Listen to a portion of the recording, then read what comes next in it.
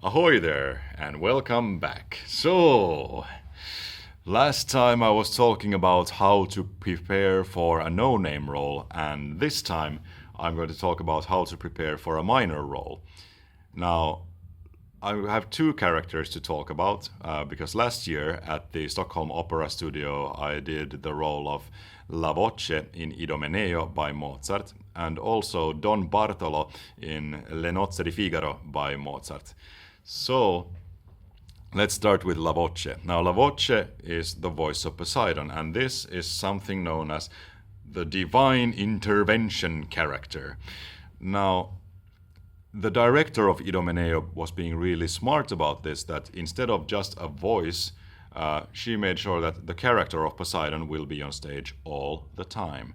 So you can see me, Poseidon, literally being there to punish Idomeneo sinking his ship, and then, okay, I listen to his prayers, I save him, but also barter with him that he has to kill the first one he sees, which happens to be his own son, Idamante. Classic tale. And then things transpire and escalate until Poseidon realizes, damn, I have gone too far. I have to stop this. And that makes sense. But more often than not, the divine intervention character just arrives on stage and thus sings the divine intervention aria or sings a divine intervention duet or what have you. And these characters are very common because back in the day, sad endings weren't allowed. So what do? You put in a divine character to save the day.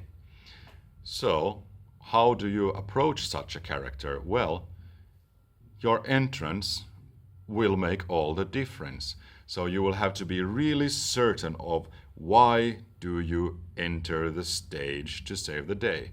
For example, in the video where I was talking about to doing no-name roles, how do you relate to the characters? How does your divine intervention character relate to the ones on stage you are saving, or the one on stage you are going to ascend to heaven, or the one you are reviving back to life? Why do you do this?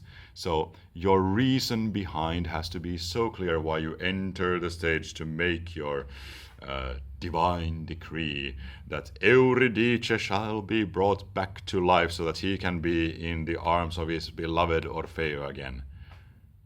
And if you do this well, people will be moved. People will be moved by how you did the character. So always remember that your entrance will make all the difference and how you relate to the situation you are being in. That's all you need.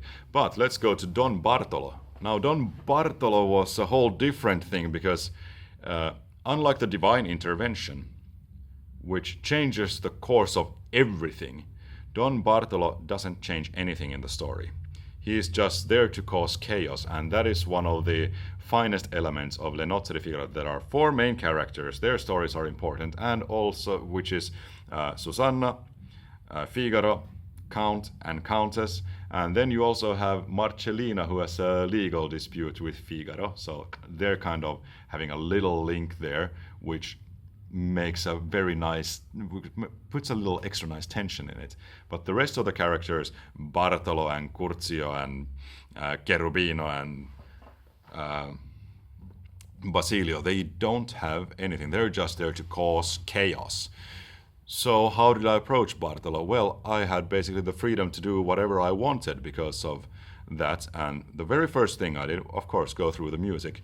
And now I'm going to refer to Robin Hahn again, how she said that the recitativa can be the very key to your character. And it was definitely in this case, because it starts with a short recitativa between Marcellina and Bartolo.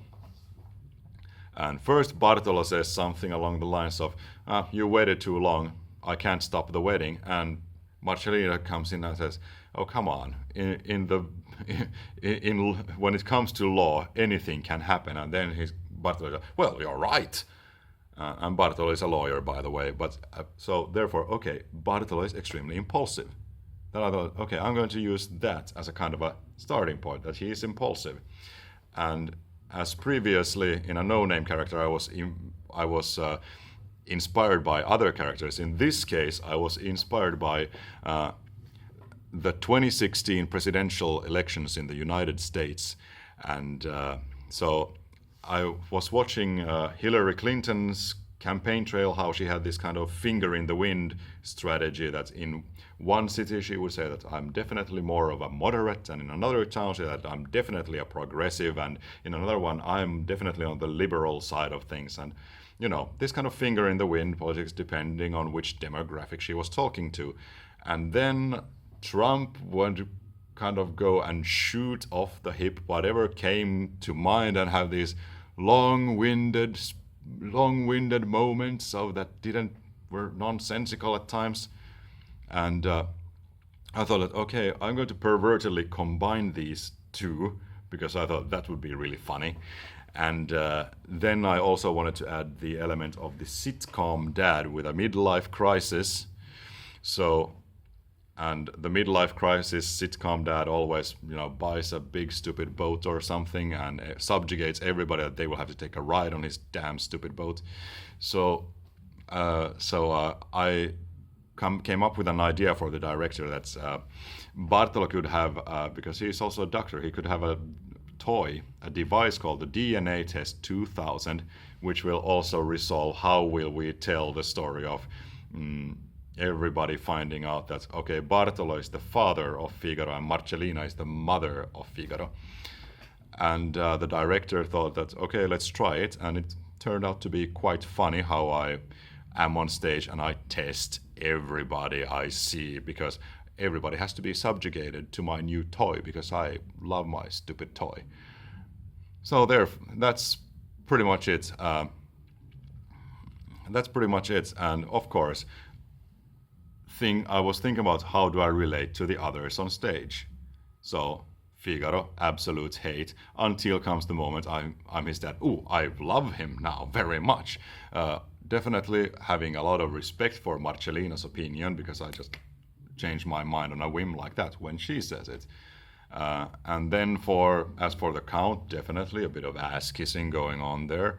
How do I relate to the Countess? Well, I used to be very much in love with her, but I decided this time I'm not going to be that much in love, but it's more about I'm bitter about the fact that I didn't get her. So how do you relate to the others on stage? And also here, be inspired, but always you